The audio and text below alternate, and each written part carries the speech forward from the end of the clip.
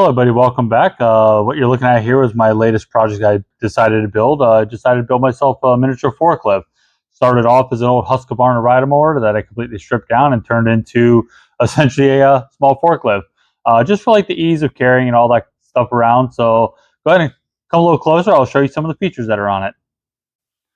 Alright, so here we go. We're going to start with the boom first. It's just a regular boom, nothing special. I didn't do like a two-stage boom or anything like that. I just got the two uprights. Then I got my thing down here with the forks go on. The forks are adjustable. They're able to move in and out like this, so I can play with it a little bit. It raises up a little over 4 feet in the air overall by the time it's all said and done. I'm using a 2,000-pound winch for the lifting portion. I just wanted to keep things simple, so I didn't go hydraulics on this. Just something that's real simple. That, and also I'm able to operate that without having to have the motor running. So depending on what I'm doing, I can actually still lift it, move it, and all that kind of stuff. I do have a light that I put up on the top here, so if I am doing something at nighttime, I have a light up there. I have this right here. This is my homemade linear actuator that I built that allows me to move the boom back and forth. It's slow, but it does work. I might upgrade it down the road, but for now, I just wanted to build something just to see if this whole project was even going to work, because after all, I was taking an old Husqvarna rider mower and trying to turn it into a forklift, so I want to see if the darn thing would work before I got too carried away. For the power supply for it, what it is, here's the original remote that came with the winch.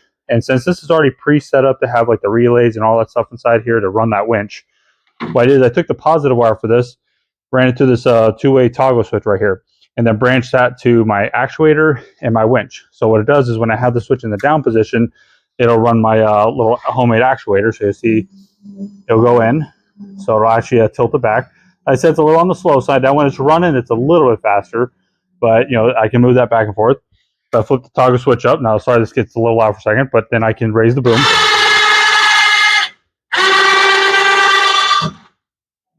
And that's the entire power supply that I made for the boom itself. Try to keep it real simple, nothing complex. Overall, I think it actually works really well. For the transmission, this is one of those hydrostatic style transmissions, so I have just a regular forward and reverse pedal. I figured that'd be the best way to go, so I didn't have to worry about doing clutches and stuff like that. On the side here, you see these are my battery boxes. I have a battery on both sides of the tractor just to help with the load of running the winches and stuff like that. So this way I'm not pulling everything from the one small battery. I put those little posts on there, so this way if say I have to jump it for some reason or charge it, I don't have to constantly open the battery boxes to get to them. I did make them easy to open, but just to save myself that hassle, I just put those on there for the convenience factor. My counterweight I put on the back side here. I made this cover so it ties into the rest of the body panel, so it looks a little bit better. But it's designed to be able to hold two of those blocks right there. So just in case I got to lift a little extra weight, I can put a second block in there just in case. But for the most part, I'll probably only just have one in there at a time. On this side, I got my throttle and my choke. I put it on the left side right here because I have the key on the right-hand side. So as I'm starting on the right-hand side, I can use my left hand to operate the throttle. Underneath the seat, when you lift it up, has the gas tank. I just used a regular gas, 2.5 gallon gas can that I picked up from the store. It fits down inside there perfectly in that space that I made. All the fab stuff is all done with essentially 1x1 square tubing, lightweight. So this way I was trying to keep the weight down. The body panels are just plastic. So this way they don't dent or anything like that. It makes it much more durable. The paint is actually my first attempt of doing airbrushing.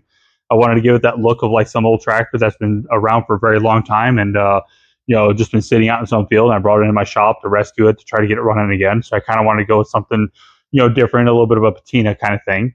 The fenders are off another old rider mower that I saved from a project from a long time ago. But pretty much that's the whole thing in a nutshell. The thing took me probably about almost three weeks to build. Definitely was a lot of fun. And there was a few times where I wasn't sure if I was actually going to be able to make this thing work. I mean, after I was taking a rider mower and stripping it down and flipping it 180 degrees and trying to essentially build a forklift out of a rider mower. So, but I gotta say, it actually worked out really well. I've been out in the yard kind of tinkering with it a little bit, trying to see what I can and can't lift with it. Trying to push its limits a little bit, but try not to overdo it because I mean, I don't want to break it just yet. So, but I do have a full build video of this project right here. If you haven't already seen the build of this particular project right here, I'll put a link in the description so you can check it out. I hope this thing has captured your interest to want to check out that build video. So if you check that out, that'd be really cool. Hope you all enjoyed this video, and thanks for watching.